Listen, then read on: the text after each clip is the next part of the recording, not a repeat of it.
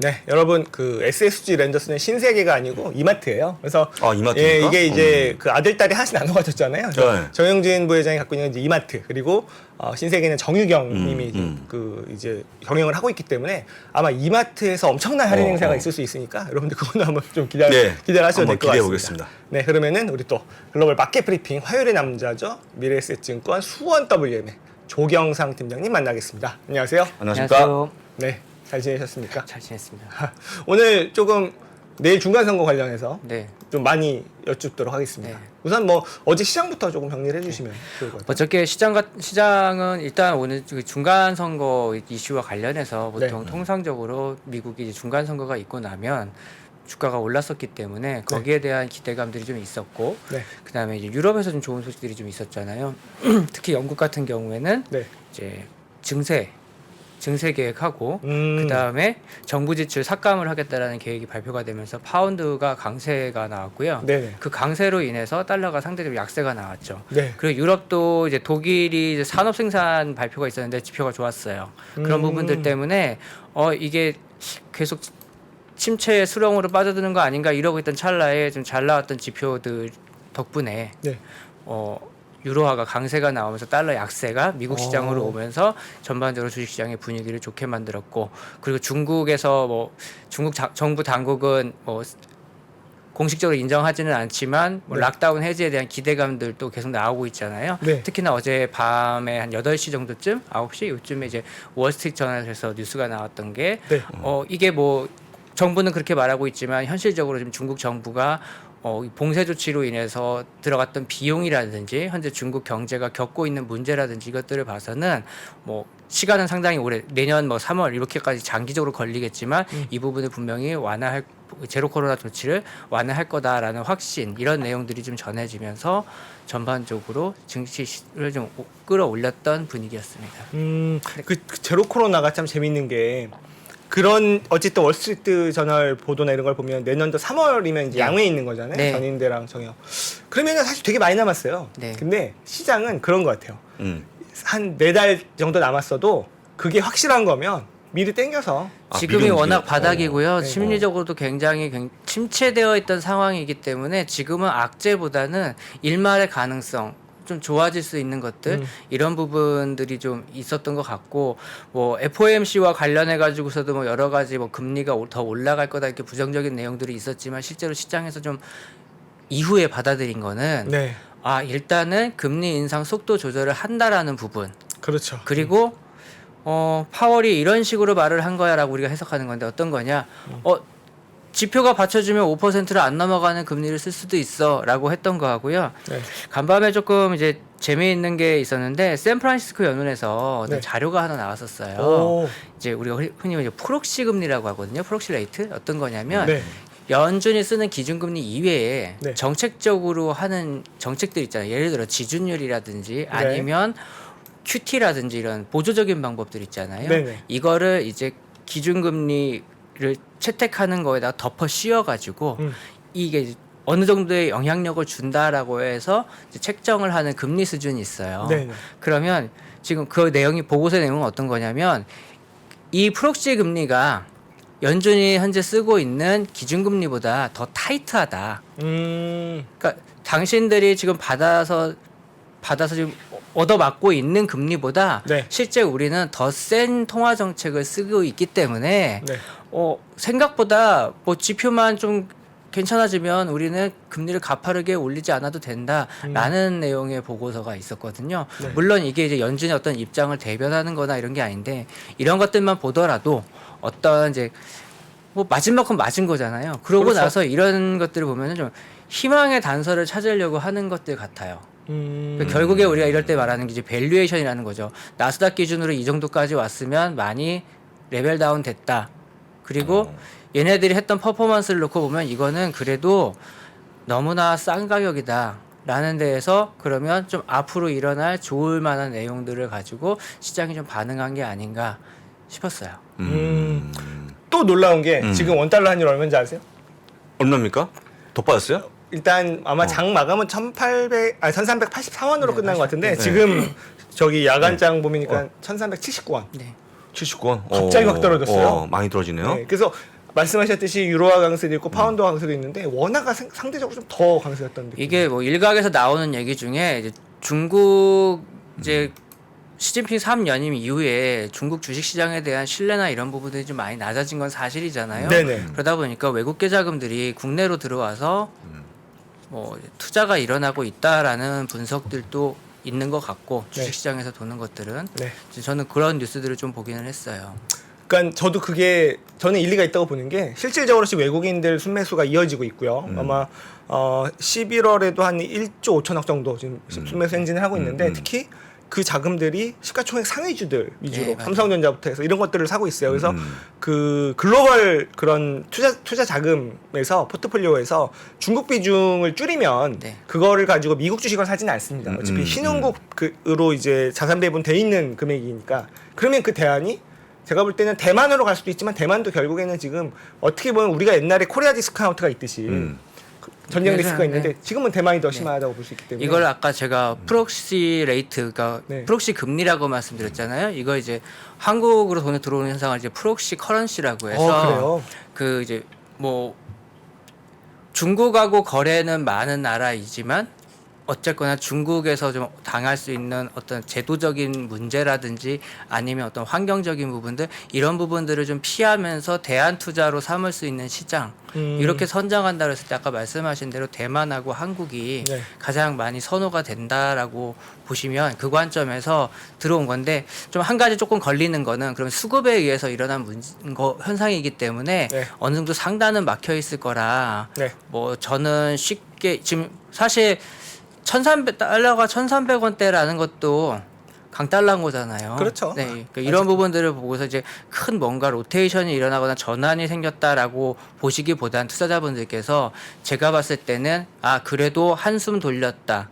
어떤 새로운 뭔가 이제 한 방향으로 계속 우리가 좋지 않은 영향을 받았던 부분에서는 조금 자유로워질 수 있는 부분들은 생기지 않을까 이런 부분들을 좀 보시고 이제 채권 시장이나 이런 부분들 신용 문제라든지 이런 것들이 사실 나중에 큰 문제가 될 수 있기 때문에 그런 네. 리스크 모니터링을 하는 시기가 좀 온 것 같다고 봅니다. 네, 알겠습니다.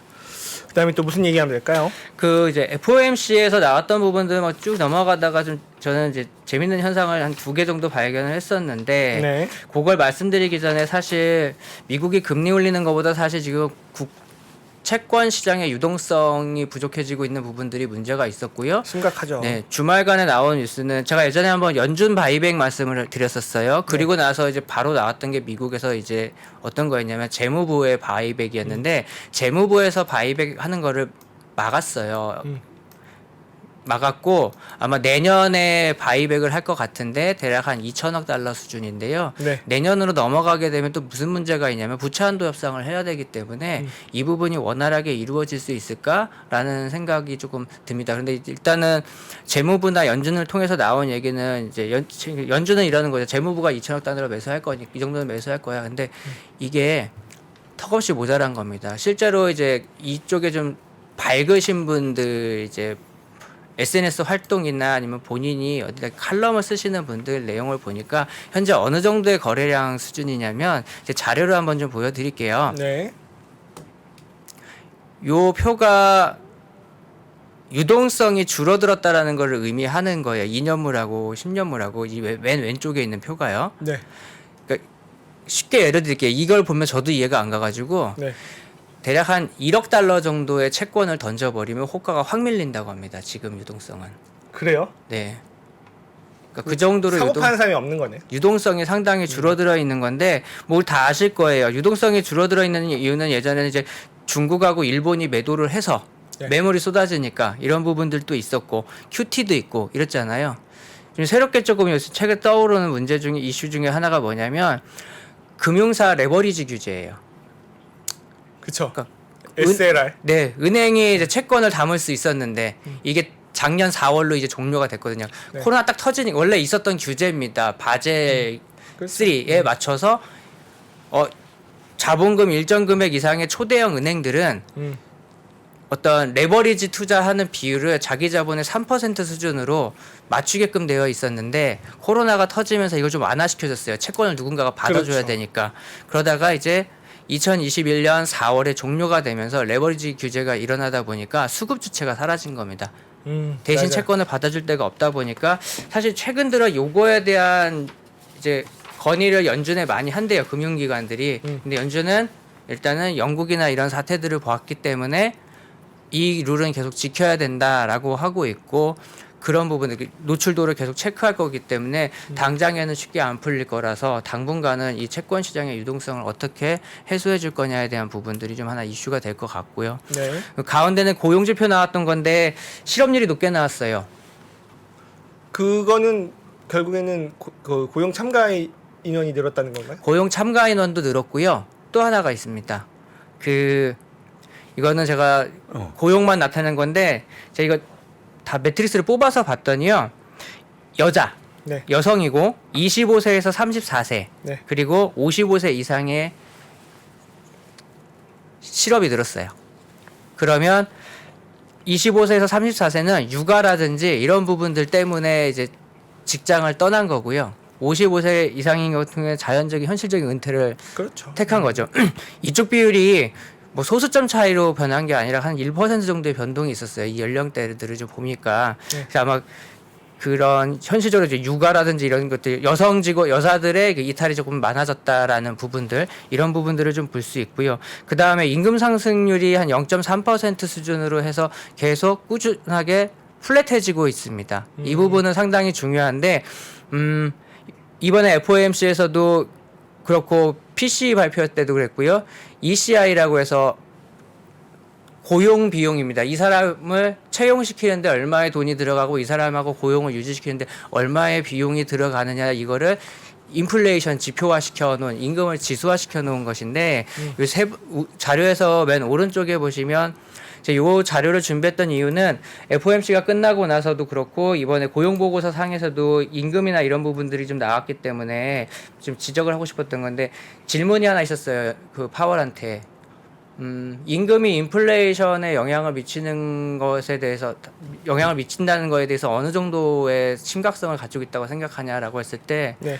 뭐 중요하지는 않지만 어쨌건 전부는 아니지만 영향을 미친다, 이런 뉘앙스로 말을 했었거든요. 그렇게 중요한 요소가 아닌 것 같다라고 말을 한 것 같지만, 이 자료는 실제로 보면은 이 PCE 안에서 임금 상승률이 얼마나 반영되어 있느냐의 유사도를 만들어놨던 연구 자료예요. 그래서 보면 사실 임금 상승률이 상당히 향후에 이제 인플레이션이나 이런 부분들에 대해서도 중요할 수 있다. 그런데 단 이제 수개월째 임금 상승폭이 플랫해지고 있기 때문에 아마 이제 며칠 후에 나올 CPI나 이런 부분에서 우리가 이런 비용이나 이런 부분들 인플레이션에서 조금 어느 정도는 플랫한 모습들을 좀 기대할 수 있지 않을까, 그런 말씀을 좀 드리고 싶었습니다.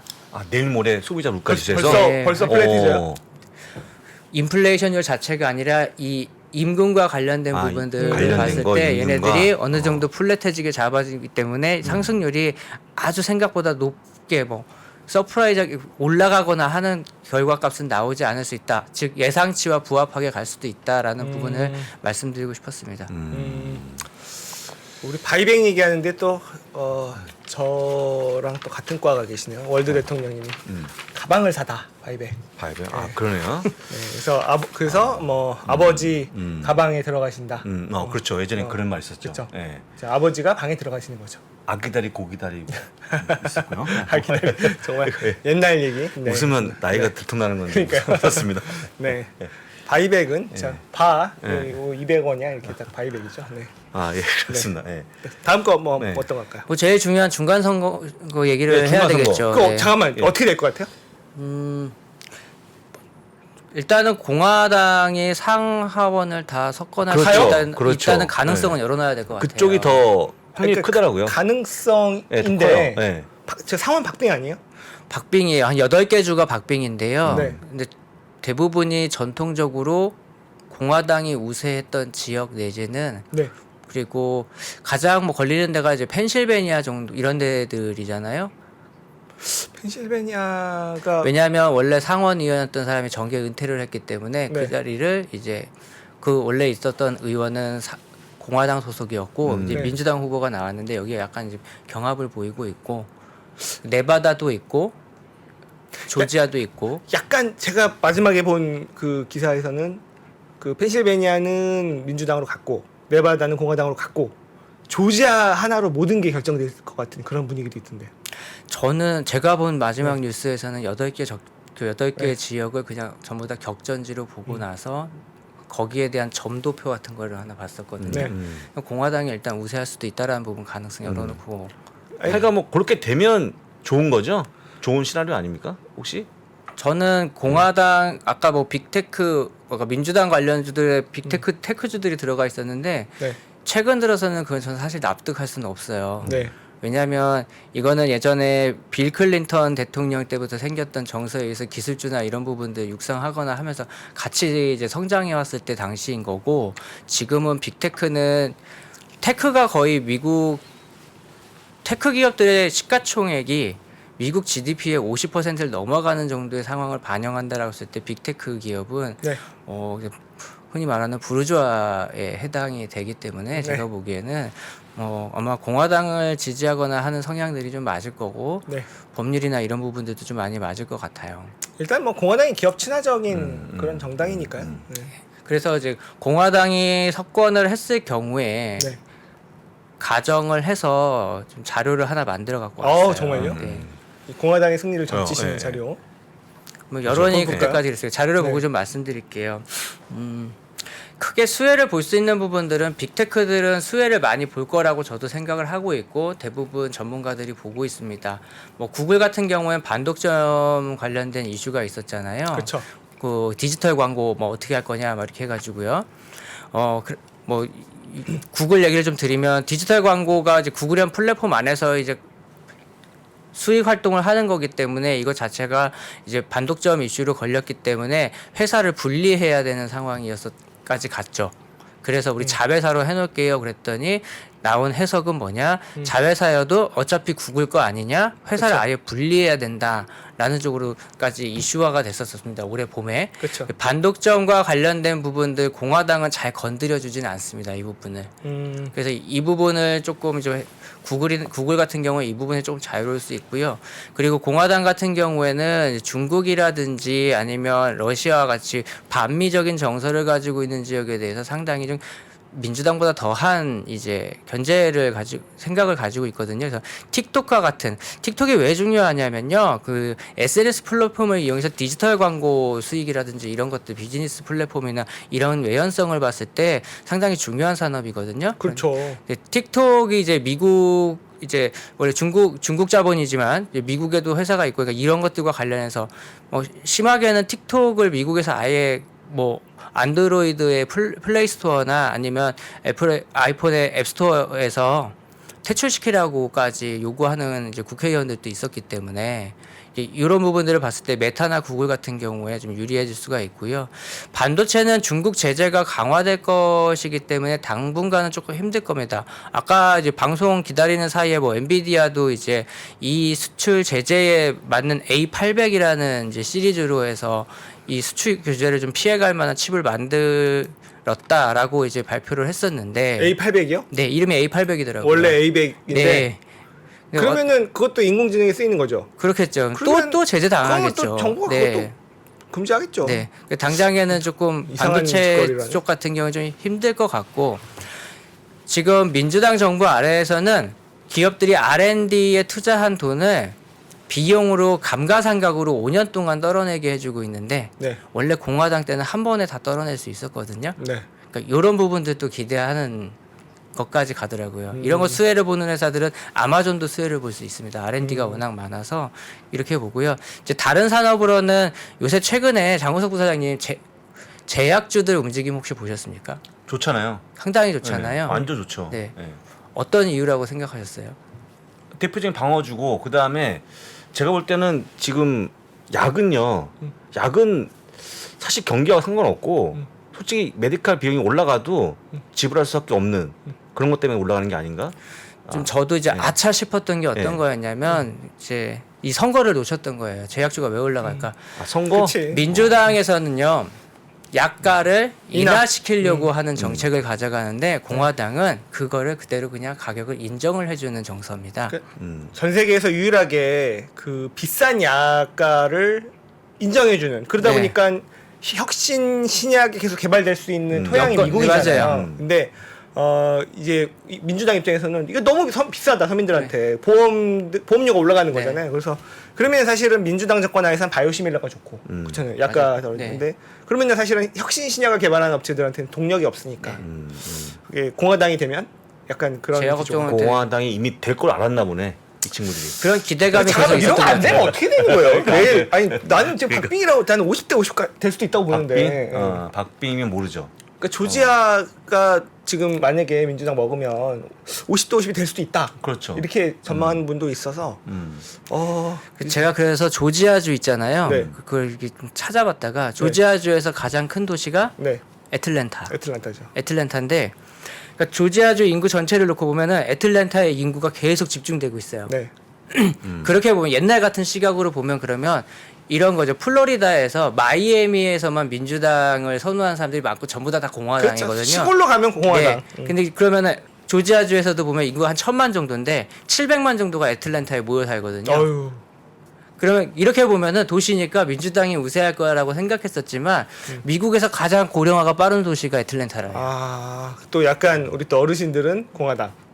뭐 그런 성향이 좀 강해요. 미국도 보니까. 그러니까 그런 부분들을 좀 봤을 때 조지아는 원래 한 선거 한 3번 정도 대선 때도 그랬고 전에 중간 선거에서도 그랬고 굉장히 계속 항상 경합지가 되었었고요. 그렇죠. 언제나. 거기서 캐스팅 보트가 사실 그 애틀랜타였거든요. 근데 애틀랜타도 늙어간다 이런 걸 좀 보고 나서 좀 그렇고 조지아주 같은 경우에는 우편 투표를 허용했고요. 얘네는 한 2주 정도 걸릴 거래요. 우편 투표 결과까지 다 끝내려고 하면 2주 정도 걸릴 거고 그 결과를 놓고 과반을 차지하는 후보가 없다라고 하면은 12월에 결선 투표를 해야 되기 때문에 MBC 뉴스에서 이제 보고 왔던 제가 왔던 거는 운 없으면 여기는 12월 달에 결정이 난다 이렇게까지 나와 있는 부분이었고 펜실베니아는 아까 말씀드린 대로 그 부분 때문에 박빙이었었다라고 이제 보고 있었던 거하고 네바다라든지 몇 개 주가 있는데 거기들도 대략 한 4, 5일 정도 결과가 나와서 기다려야 된다라고 했고요. 제가 오늘 새벽 6시에 보고 나왔던 그 서베이를 봤을 때는 공화당이 다소 유리한 걸로 나왔기 때문에 이제 여기에 맞춰서 말씀드린 거고. 그 주별로 다르더라고요. 보니까 어떤 이제 상원의원 뽑는 것도 50%가 안 되면은 결선 투표를 하는 주가 있고. 그건 조지아주가 딱 유일하더라고요. 유일해요? 네. 하긴 지난번에 그래서 네. 결선 투표. 그래서 지난번에는 제가 기억으로는 둘씩 나왔던 것 같아요. 둘씩 당에서. 왜냐면은 어차피 결선 투표를 내가 갈 수 있는 거잖아요. 어차피 한 명씩 갈 거 아니에요. 그죠? 1, 2등을 같은 당에서 못 하니까. 그런 기억이. 네, 맞아요. 예전에 4명 나왔어요. 왜냐하면 워낙에 경합이니까요. 그냥 아예 결선 투표 가버리려고 했던 그러니까요. 계산인 것 같았는데 조지아주는 그렇게 해서 나왔었어요. 그런 기억이 났습니다. 자, 그 다음에 이제 네. 횡재세 얘기가 있었지만 에너지 기업들 같은 경우는 이걸 피할 수 있는 계기가 생기는 거죠. 상원을 장악하게 되면. 민주당이 돼도 횡재세는 어렵지 않을까요? 그래? 저도 그렇게는 봐요. 왜냐하면 조맨친이 계시잖아요. 그러니까요. 그 클린 에너지는 그 IRA 어떻게 되냐라고 했는데 아까 장혜성 점장님이 제대로 지적을 해주셨어요. 바이든을 무시하고 법안을 강행시키려고 하면은 의원 정수의 3분의 2가 찬성을 해줘야지 대통령의 승인 없이도 그 법안을 강행할 수 있기 때문에 네. 이게 현실적으로 불가능해요. 네. 불가능하고요. 그렇기 때문에 클린 에너지나 이런 부분들은 유효한데 메디케어 부분이 있잖아요. 이 부분은 내년 1월에 부채 한도 협상 다시 해야 돼요. 즉 마이너스 통장 다 썼다라는 얘기입니다. 네. 부채 한도 협상을 해야 되는데 공화당이 상원과 하원 모두 장악했을 경우에는 바이든 행정부에서는 뭔가 하나는 포기해줘야 되거든요. 어떻게 보면은 이 클린 에너지는 어차피 미국 공화당이 됐든 민주당이 됐든 나중에 다른 플레이어를 반드시 견제해야 되는 상황이기 때문에요. 그렇죠. 이걸 포기할 수는 없을 것 같고요. 그러면 메디케어 쪽에 지출 나가는 부분에 대해서 예산 삭감을 요구하거나 할 수 있을 가능성이 높습니다. 저는 이렇게 보고 네. 그 다음에 군비를 강화할 것 같아요. 중국하고 러시아에 대한 견제나 이런 부분들을 강화할 거기 때문에 네. 국방 지출이나 이런 부분들은 강화할 것 같아서 우리 많이 알고 있는 L사 또는 R사 있죠? 잠깐만, 알사는 어디야? 그 기억이 레이시온이라고. 네? 레이시온. 아, 레이시온. 네, 네. L사나 R사 이런 데들 조금 이제 움직임도 괜찮을 것 같다라는 생각을 좀 해봤고 수혜를 볼 거다라고 말씀드리고 둘 다 싶고. 리을사네요, 리을사. 네. 네, 둘 다. 그 다음에 이제 외교나 재정을 보면은 사우디하고는 관계를 좀 개선할 수도 있겠다. 왜? 카슈크지에 대해서는 공화당은 그래도 조금 자유롭거든요. 그렇죠. 네. 아니, 뭐. 그래서 사우디하고 관계 개선이 좀 가능할 거고, 좀 얘네들 이슈가 있었죠. 사우디가 아무리 중국이나 파키스탄하고 되게 친하게 지내더라도 이란이 공격할 수도 있대요. 어떻게 해요? 라고 해서 미국에 협조 요청을 했었거든요. 맞아요. 미국은 여기에 호응을 해줬었고 어떤 관계 개선도 가능하고 다만 중국하고 러시아는 여기서 자유롭지는 못할 것 같고요. 더하면 더했지 덜하지는 않을 거다라는 부분이고요. 네. 그다음에 이제 재정 부분에서 보면은 증세하기는 어려울 겁니다. 이제 이렇게 됐을 경우에는 증세는 어려울 거고 오히려 감세를 해달라고 하는 욕구가 많을 거고 네. 그런 부분들 보고 이제 상원 모두 뺏기게 됐을 경우에 이제 아까도 말씀드렸던 것처럼 부채 한도 협상이나 이런 부분에서 불리해지기 때문에 그 정책의 상당 부분을 양보해야 되는 상황이 올 건데 이게 나쁜 건 아닌 것 같아요. 왜냐하면